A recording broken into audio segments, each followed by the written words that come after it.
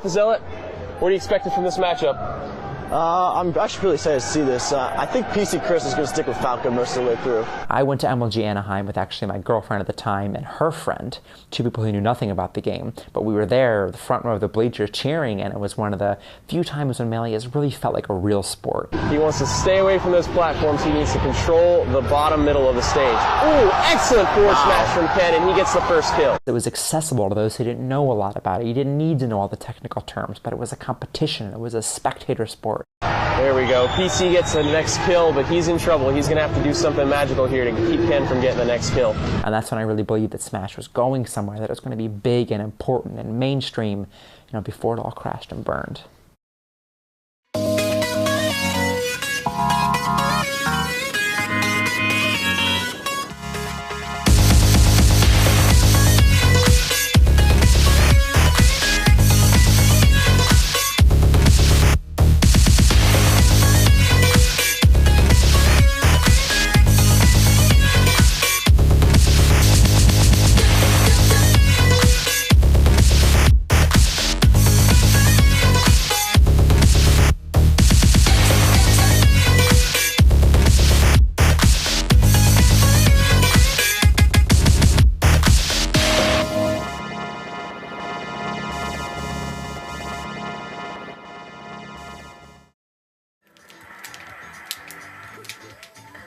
I met them at this tournament in New Jersey. It was in this guy's house. This guy named Kip, he was just beating everyone. I'm like, who the heck is this Asian kid beating everyone like this?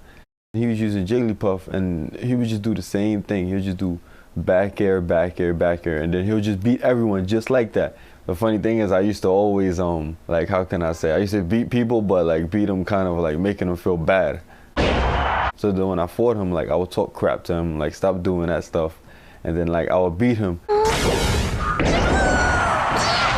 After that, he said, watch out for PC Chris. PC Chris is better. I'm like, oh, he is? He's better than me? I was like, so I gotta play this guy. In high school, I had a group of friends, so we used to skateboard. There was two Chris's and posed an immediate problem. I was just Portchester Chris, but like PC just stuck. When I made a gamer tag, I was just like, I don't want to be like Dark Evil Prince 955, like I'll just be PC Chris. We'd all be skateboarding at the same time after school. It was all I did for about basically 4 years, like as a hobby. And then eventually I really broke my thumb terribly badly. I fell while like downstairs and I tried to like break my fall, and the thumb got tucked down behind my hand. You can see how like if I line up the knuckles, that one's like clearly shorter. It kind of like scared me because I never hurt myself, and like I was in a cast. And it was in my right hand, so I couldn't like write in school for a while. I guess like I got tired of falling, so I was like, let's just play Smash. I remember the day that I wanted to get better. For the whole day, I was like, okay, I'm gonna beat my friend, because at the time I just could not beat him 1 versus 1. So eventually I was like, well, maybe there's like videos of really good players, maybe we're doing something wrong. It was when Ken was first coming around. I couldn't even understand like what he was doing, because it was just like his character was moving so fast, but I just didn't know how it was possible. I didn't even try to aim for him because I was like, this guy's too good. I looked for like somebody more local, somebody I could play with, and Wes from DA was the first person that like I really saw who was really good like in New York. PC Chris came once he heard about the gauntlets. We started attending New York tournaments, New Jersey tournaments. I would beat him, Kip, all of his friends. Wes and all the DA guys definitely were beating us up for a while, but eventually we climbed the ranks a little more. You see yourself getting better, and like you start to understand the game more. Suddenly you're following up on these combos that a day ago they would just end, and like the game suddenly gets like 20 times better. After a while we just started training with each other. Eventually me and Wes started teaming, so it's funny how that works. With training from Wes, PC Chris slowly became one of the best Falcos in New York. He was even selected to represent his coast during the FC3 crew battle, and took 2 stocks from Isaiah before being knocked out. As 2005 came to a close, PC shocked many by placing 3rd in the MLG National Championships in New York, right behind Ken and Chudat. It was a sign that new blood was in the mix, and change was around the corner. 2006 opened up in New York too, so my goal was to place top 3 again.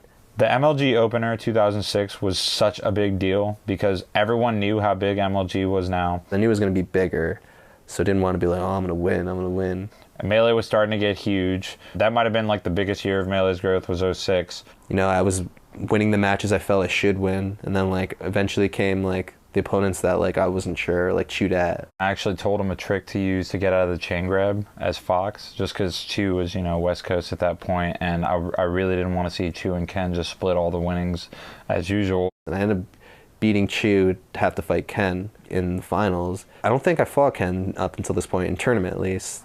First matchup starts. Okay, here we go. Versus PC Chris. Ken has chosen Yoshi's Story as his first stage. Okay, and let's take a look at who's playing here. We got PC Chris. PC Chris from New York, Port Chester, New York. That's where his name comes from.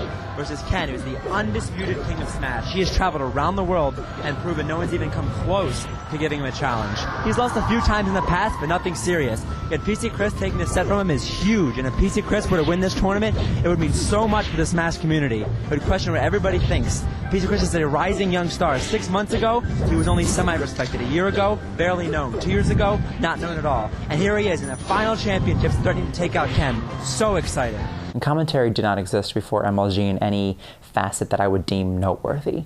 But when MLG started doing commentary, it was very few people that wanted to do it. Again, unlike now, unfortunately, they just pass the mic around to anyone who's wandering by. I think that's very regrettable. Lasers! Lasers! Wow! If you ask me, but at MLG, it was M3D and JV3X3 and me and OmniGamer. Pretty much those are the only people that did it. Looks like PC's got Ken in trouble here. Ken regains control of the bottom of the stage, and he's looking to continue to throw and combo PC to get that last kill. Wow, and then, that's it. The tipper. Ken takes the first match. It's a lot about control with this game. It's about who's maintaining the momentum of the matchup. When it's going your way, you can just keep it going and get your kills. When you lose it, you're in trouble. I just remember once I getting to grand finals, just wanting to play like really, really aggressive. So that was my strategy going in, just like being relentless with my laser approaching and like my nair approaching and just always keeping him on the defensive. Because from what I've seen, he was always like dictating the match with Marth, like making sure the other person was, you know, always trying to, you know, catch their ground and recover and just like get away from him. Ken really invented most of the techniques that you see Marth players use during tournament play. Ooh, PC doing an excellent job on the edge here to keep Ken off. Ledge guard opportunity. Oh, he got passed. Ken making an uncharacteristic mistake. Oh, and that's going to do it. He can't get back from that. All right. One mistake on that forward smash cost Ken that round. My philosophy is like, you know, if you put pressure on anybody, they're going to crack eventually. Like, as long as it's like perfect pressure, you know, they'll mess up before you do, even though like what you're doing is harder maybe. PC was just pulling out all kinds of new tricks that we hadn't seen before. As long as like you apply it correctly, I feel like you can force like any good player to do something they don't want to do. Oh my god, I don't know if people at home can hear you over the screaming of everyone. That ridiculous combo PC Chris just pulled off. Oh. And then, oh my god! Oh wow, okay. What we saw there, PC continuously did his attack that would have killed Ken, but he hit a perfect, what's called a ledge tech. Bounces off the ledge and is able to survive. Very difficult to do, especially with Marth. It was really, really hype. I mean, since there were so many people, like a lot of people were watching, and you know, everyone got really into it. Wes was obviously talking a lot of smack. Ken off the ledge. He needs to get back on. Oh my god! Oh my gosh! I thought it was going to end right there, but both players are alive. PC Chris barely with alive. A high Great directional ceiling, influence. PC survives that attack. Both players are on their feet again. They hit each other. Oh my god! The crowd goes Ken flies off the wild. left side. Wow! Did not know where that was going. Oh man, that crowd like ripped me a new one. Again, you can hear that. I'm gonna put the mic up to the audience. You have someone screaming next to your face and stuff. It's kind of hard to concentrate and win. It's now 5-3 in PC Chris's favor to finish out the best of 11. The crowd is going absolutely out of control, and we're even wondering if it's going to affect the player's gameplay. And then some more officials might have to step in. And Ken. Looks like he's going to get this one. And Ken's going to take a match. It's just back and forth right here. All right, PC just needs one more, while Ken needs two. He started noticing on certain stages his Marth just couldn't even do it. He'd switch to Fox. Wow, and Ken with a character switch here. Now he feels more comfortable playing Fox because of the level.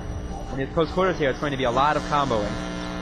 That makes it a whole new ball game. Now you're dealing like with one of the fastest character, and he's running around. And with those little hits, just keeping him away. he can't recover. Wow, Joe, this is the last match. Pretty excited. Came down to the last match too. Like the very last match of the second set. Ken's hating every hit here because he needs to get the kill soon without racking too much damage. Every time he's hit, and with ledge guard opportunity, is he not going to make it? Oh my god, 3 stock to 1. When anyone wins a match against Ken, you kind of say, okay, well, this is just one match of a set of 5. It doesn't matter. And very slowly you realize that history is in the making. He needs to be careful on the ledge. Above all, careful on the ledge is what PC's got to be thinking. Oh, that's going to do it! The finals go to PC Chris, winner of the New York City season opener, overthrowing the King of Smash, Ken. That's it. $2,000 and a lot of glory for PC Chris. Congratulations. I end up winning, which I couldn't believe it, like especially in front of like everybody, like all my New York homies had my back. Just the fact that it was like this new like up and coming player, you know, it gave a lot of people like inspiration who were just starting to play Melee, like okay, this guy's still new and he just beat the best player. An MLG guy came with like directly with like a microphone and camera, and like I was not expecting this, and he's like, you have anything to say to your fans out there? And I'm like thinking to myself, like I have no fans. There's cameras going off. Like I like to think of it as like, you know, a little revolution in New York Smash itself. We, you know, turned the page on something old, and now we moved on to bigger and better things. Winning like a national versus like the best player, like I was the first person to do that. I would always beat Azin. When PC Chris beat me, it was just like gave the East Coast a new hope. They're like, oh, we can beat him. The East Coast finally had their answer to Ken. The savvy new champion found instant fame, not only for his technical skills, but for being what few pro gamers had been before. Cool. He's cool as shit. He's humble. Well, as humble as a guy that's that good at something could be. Cigarettes, phone, wallet, money, keys. All right. PC Chris was the most laid-back person I've met within the pro spectrum. He's a very funny guy too. He like cracks jokes. He like trash talks all the time, like jokingly though. They just can't handle me right now. Unlike those coronas in the back, it's cold, baby. This is, you know, waiting for the party to happen. The party's already happened, my dude. Well, some of the stories I might say might get PC Chris in trouble, so.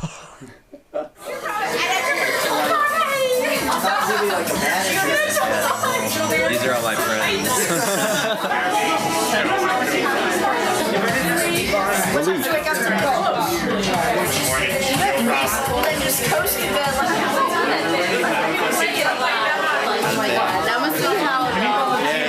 I bust my ass all day. I'm hungover. It sucks. Every time I ask you. See how good I can hide how miserable I really am to the customers. Ken is a competitor, which I think is an important distinction among Smashers, and one that I've always preferred the competitor to the non-competitor. Your Chudads, your Ken, someone who will try to the last, which is why Chudad is one of my favorite players of all time, even though I've spent much of my life hating him. He does not give up. He can be down in a set, and he keeps playing, and he keeps playing, and he keeps playing. He doesn't give up halfway through, and that's Ken. Ken wasn't someone who just stumbled upon the skill. Ken was someone who wanted to win. White, we've got the winner's bracket final here, Ken versus PC. Yeah. You excited? Really excited. Really excited. For those who don't know, Ken's been the reigning champ at this game for a long time. And East Coast, or any player for that matter, really hasn't been able to overthrow him. And then last event at MLG New York, PC Chris beat him and won the entire tournament. Going into Dallas, you know, I obviously felt good about where I stood because, you know, I won the previous tournaments. I did well in the time between at the locals and things, so like by my knowledge I was like, you know, let's go for a repeat. For the first stage is Streamland 64. Ken struck Corneria, so PC can either get that on random or pick it himself, and PC Chris struck Fountain of Dreams. Obviously a little bit worried about his short hop lasering there on that stage with the low platforms. I knew Ken was practicing. I just didn't know like what he was gonna do. I'm just gonna still go with the, you know, this aggressive strategy because his strengths are when he's dictating the match, and when he's like avoiding me, like I could just play my game, and even like If I'm not playing my best, I think I could still beat him. Now PC, the Falco, is going to try to get inside on the mark. Nice double laser there from PC. And Ken continuously pulling out the counter, which is that move where he puts his sword up, you just saw it again, and basically just takes the Falcon's attack and shoots it back. Despite how cool it might sound, it's generally considered mostly a useless move, but for Ken to use it repeatedly on one of the best players in the country and 3-stock him it's impressive. No one would use a Marth counter. That's like a forbidden move that you use Marth. But I used it against PC Chris, so every single time he would laser me, I'd counter and he'd jump in and get hit. He, discovered that if I'm just mindlessly approaching him all the time, he can just, try to bait it and counter my approach with Marth's counter. Ken has been known to reinvent the way to use new tactics and new techniques with Marth, so it looks like he's doing it again against PC. The fact that Ken invented Marth, look at him go with that counter. I can't believe it. Well, obviously, I knew what he was doing. I could see what's happening. It's happening to me, but telling yourself to avoid it and, telling your hands not to, it's one thing. So you can't counter unless you know you're going to get it off, but wow, but Ken obviously showing us that he knows when he can get it off. He says, don't worry, guys, I know. It was brilliant to see. Even though I prefer PC Chris as a person and a teammate, I enjoy seeing Ken, the viciousness come out, and he did, and reigned him as superior. That's it. Ken wins for Ken.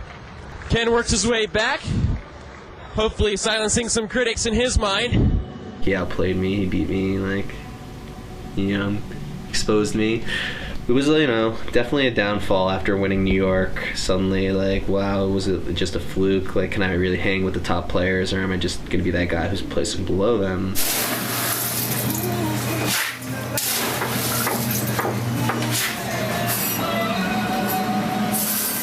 Eventually, I just had to make a decision whether if I just wanted to keep working and just do the normal life thing, work, school, or if I wanted to try, test this Smash thing out for Ron. And I was at the age, I was like, why not?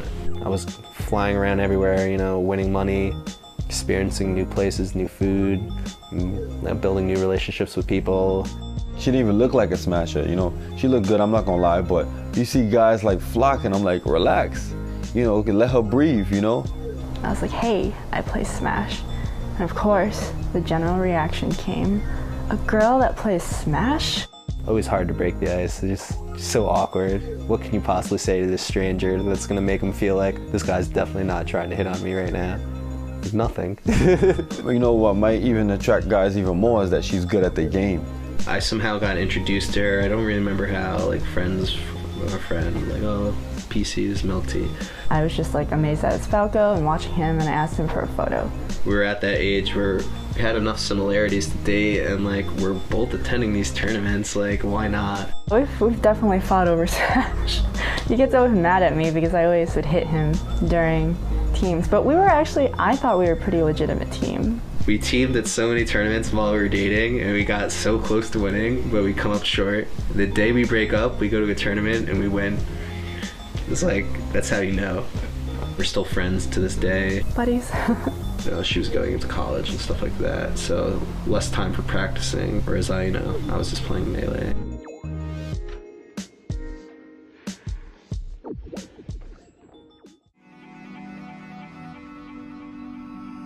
Everyone was like, oh, Ken just figured out this stuff, and now he's gonna beat PC Chris every time, so everybody knew about it, so I needed to figure out, something to do about that. Trying to adjust mid-match, that seemed to be my weakness. If there's certain players that just knew my style more, I had trouble against Azen too, and I feel like he's one of those players that just knows how I play. I knew I couldn't be completely defensive and just try to avoid the counter, because like I said, he'll be playing his matchup then, he'll be forcing me to make bad decisions. So it's the term I like to use, called hot cold.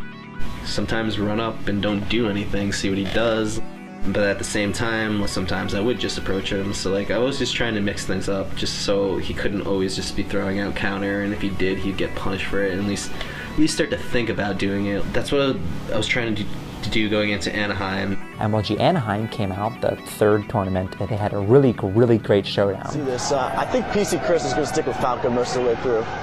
You'll probably see lots of traditional like spacing and stage selections though. I was there as a spectator, front row of the bleachers, and there's cameras and there's lights and a stage, and absolutely the energy was there. Local tournaments, you're used to playing at like a comic book store, like sandwiched in between some guy that's 300 pounds and some other guy, and you're like sweaty and you're just doing anything you can just to stay on the TV and play matches. And then 2 years later, I'm suddenly on a stage. The bottom middle of the stage. Ooh, excellent forward smash from Ken, and he gets the first kill.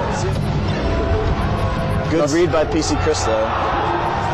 PC Chris is playing beautifully right now. He's managed to totally erase that stock deficit. Well, I said he needed something magical, and he delivered. Wow. Wow. Excellent play from PC Chris. He's really taking his 10 now. Oh, wow.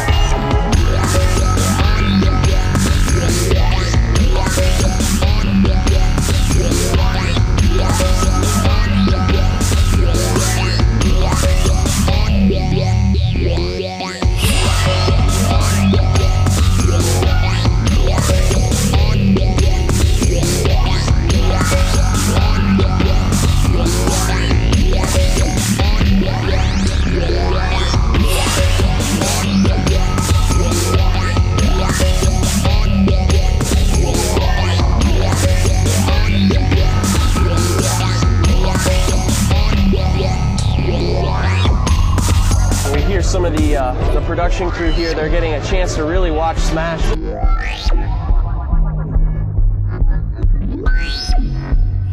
They're realizing just how fast Smash players do things on their controllers.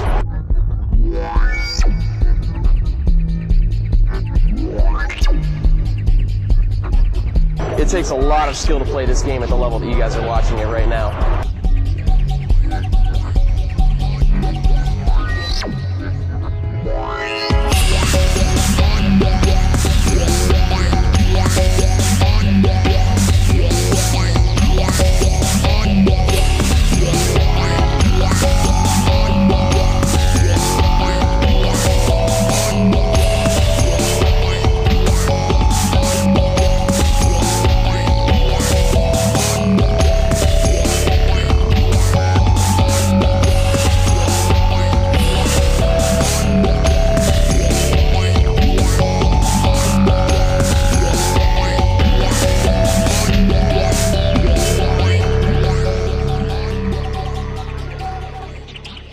Came so close, down to the wire. The last game, last match, last stock. The West Coast crowd is going nuts. They're chanting, Cali, Cali, Cali. Ken is their hero right now. They need him to get this victory for the West Coast. This is sort of a revenge match from back in New York where the East Coast crowd kind of tore Ken up. PC playing really smart. Those cars are juggling PC for a lot of percentage there. This is exactly what Ken wants. Oh, wow. Morphing stage. Little ledge hop from PC, turns it around. That's gonna do it. That's gonna do it.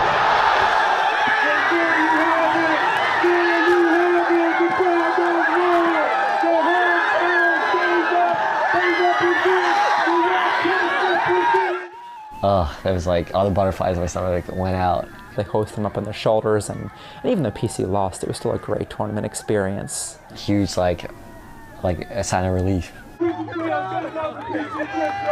I didn't really care whether Ken or PC Chris won half as much as I cared that people were actually watching, because the Halo kids were watching, and adults were watching, and girls were watching, and that's the direction I wanted to go. I always wanted more from Melee. I didn't want it to stay as it was. I wanted to explode into something different. I wanted it to be like poker or NASCAR, where it garners this fan base that's a little bigger.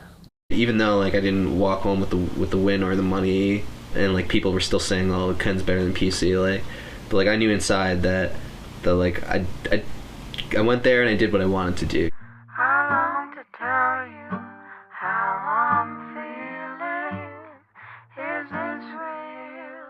Am I believing? Just one tournament that's less known that I went to was a one in Hawaii. Chasing shadows, never knowing I went to Honolulu, got picked up by some smashers who just were excited to play me and were like very excited that I was coming to Hawaii. But like, I'm excited to go to Hawaii, like, thank you, like, of course, like, I'm gonna do that. I tried to learn how to surf. Like, the competitive stubborn person I am, like, it just took me so long to at least catch a wave and like start to like ride on the board, and then like the next day was trying to learn how to get up. And like at the time I was like, why am I doing this? But like at the end of the day it was so fun, and like being able to at least stand up for a couple seconds was like totally worth like 10 hours in the water.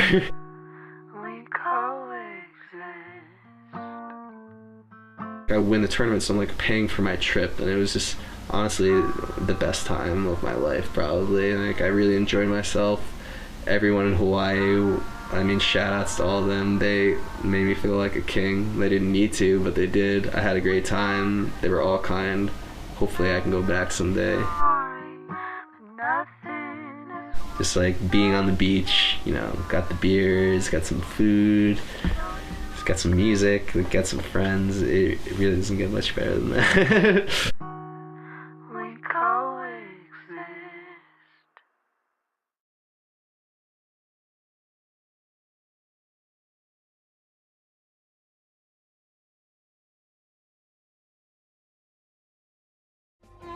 He understood the game like decently well, but you would never have guessed he was going to be one of the best players in the world at that point. I landed one hit and got wrecked. You have to factor in the money. I was all kind of shaken up in my head. I didn't know what was going on. Arguably the best player in the world at that time, and you're down 3-1 and about to lose a set. It felt like it was a push to the end of the wall in the house. We have here the epitome of MLG. Like, his goal was first, period. This is my dream.